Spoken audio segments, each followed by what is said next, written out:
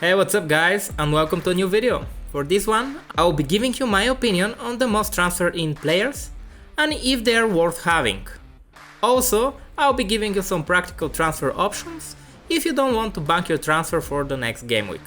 As a disclaimer, I want to emphasize that banking your transfer is the best option. There are just too many unknowns after one game week. And pretty much all the choices that we are making right now are based on a hunch.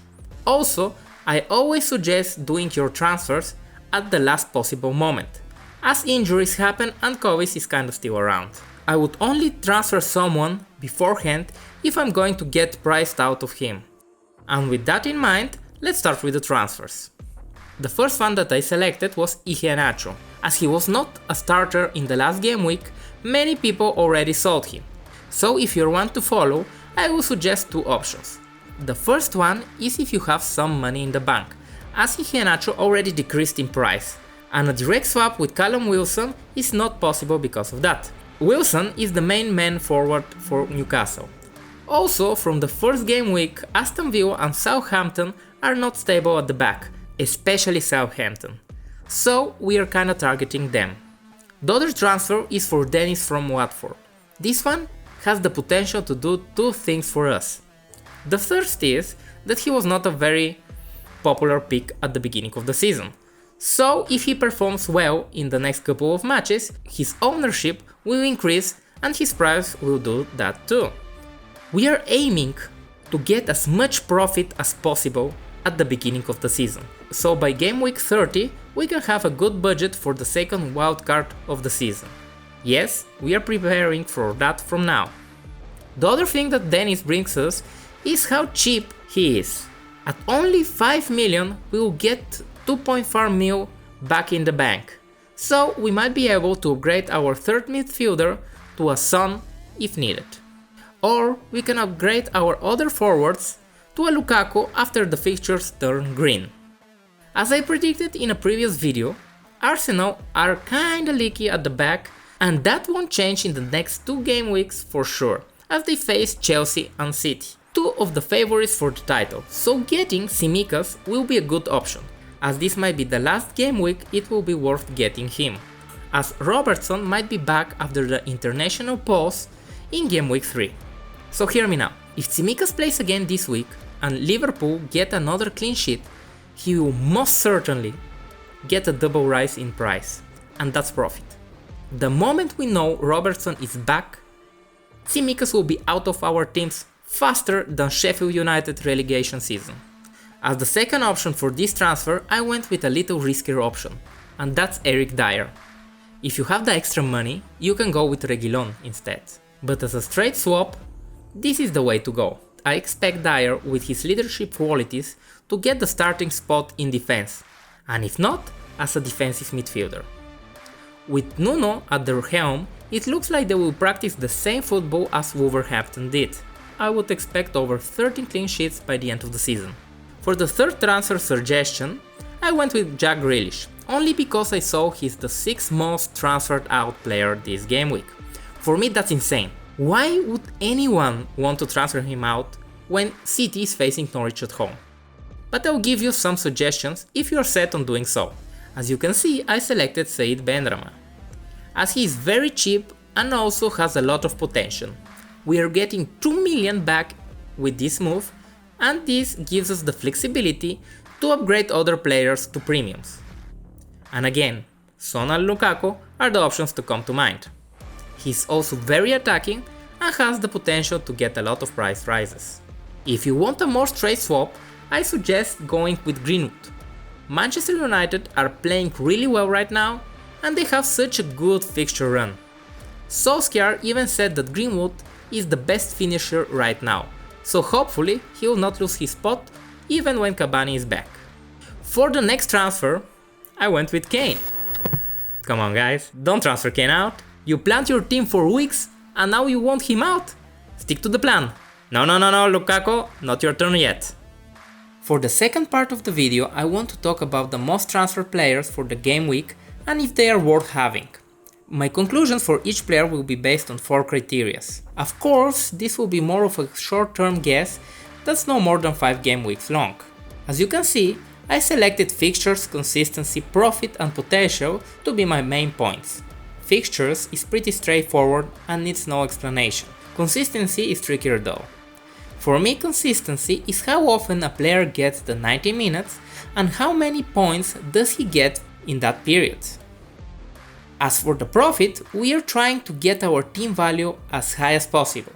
So at the beginning of the season, we can get players for a couple of game weeks that we think that will increase in price, but we will sell when their value starts going down.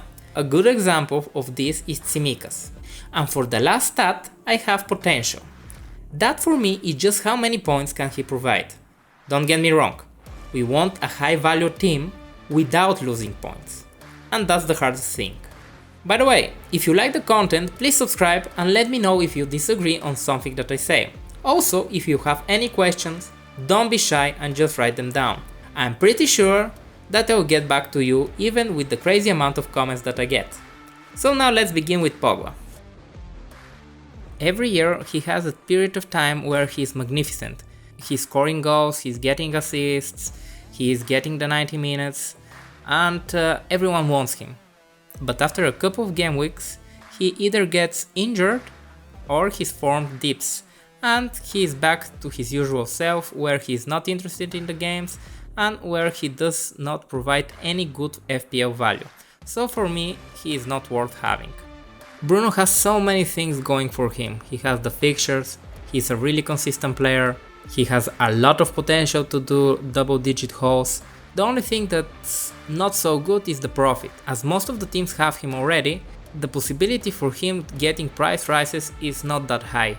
Maybe he can get to the 12.6 million mark by the end of the year, but that's not a lot of profit and we also don't want to get him out. So even if he gets the profit, he most likely will stay in our team. Overall, I would say he's worth the price. And here we have the third most transferred player in Romelu Lukaku. His fixtures are terrible. The consistency when he plays against top oppositions is really bad. That was one of the main points when Manchester United sold him to Inter. He just didn't perform in the biggest matches. And that was shown again in the Euros. But apart from that, I think he has the potential to score even hat-tricks against lesser oppositions. Of course, he is priced at 11.5 million, that's 1 million lower than Kane. And with that, he has the potential to get a lot of price rises. Also, after game week 6, when they face Manchester City, their fixtures turn to green, and that's a really good point when people will start getting him. Richarlison is another one that's pretty difficult to assess as he is really inconsistent and he has shown that the last couple of years. Right now he's in a really good form too, so coupled with the fixtures and the possible profit that we can get from him and the potential of him getting a lot of points, I think he's a risk worth taking.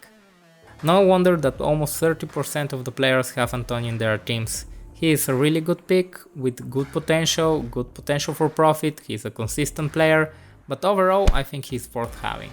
As I previously talked about, Tsimikas is a player that I will be having for the next 2 game weeks. After that I know that he will lose his place to Robertson and with that I won't be interested in him anymore. I really hope that the next game with Burnley he will get another clean sheet. I'm positive that he will get a double rise then. So getting Tsimikas in this game week is maybe the last possible time to get him, as I think that after this game week it will be just too late and there is no point in getting him in and then getting him out. Right now Benrahma is one of the most talked players, and rightfully so.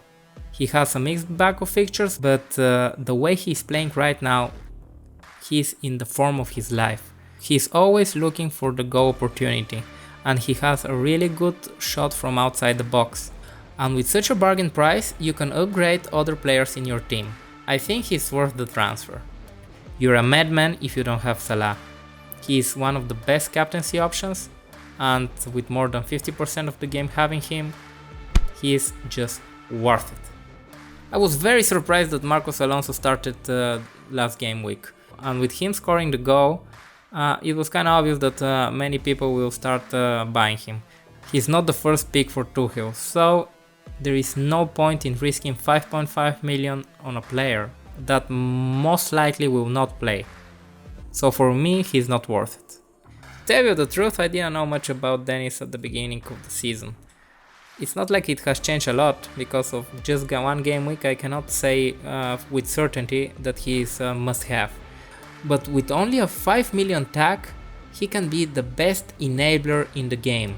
Right now he might be a little bit risky, as we don't know if he has recovered from his injury from the previous game. Overall, with that price tag, and if I want to upgrade somewhere else, I think he's just worth it. With 5 shots in the box and being so aggressive throughout the whole match, I think Calvert-Lewin is a really good option, and with those fixtures, I think he's worth it. If Kane leaves, I think Heung-Min Son will be an essential player for every team. In the next game week, Tottenham are playing against Wolverhampton, and they are still very solid in the back, so in my opinion he's not worth it in this game week, but after that I will highly consider him. As far as Daniel Amartey goes, I think that he will lose his spot to Vestergaard in the next game week, and with many other 4 million defenders playing, he's just not worth it. If I didn't have Ince in my team, I would have gone with Calvert-Lewin. I didn't like how he played in the last game, and I think that Aston Villa are still far away from their form from last year. So for me he's not worth it, as I think there are better choices. Right now I think there are other 4.5 million defenders that are worth having more than Ethan Pinnock. We don't know how good their defense really is. I mean, okay, they got a clean sheet against Arsenal, but this is Arsenal and without most of their stars. So at this point I would say he's a no-go for me. I hope this video was useful. Let me know in the comments if I missed something or what you think I can improve on. Also, don't forget to smash that subscribe button. See you in the next one.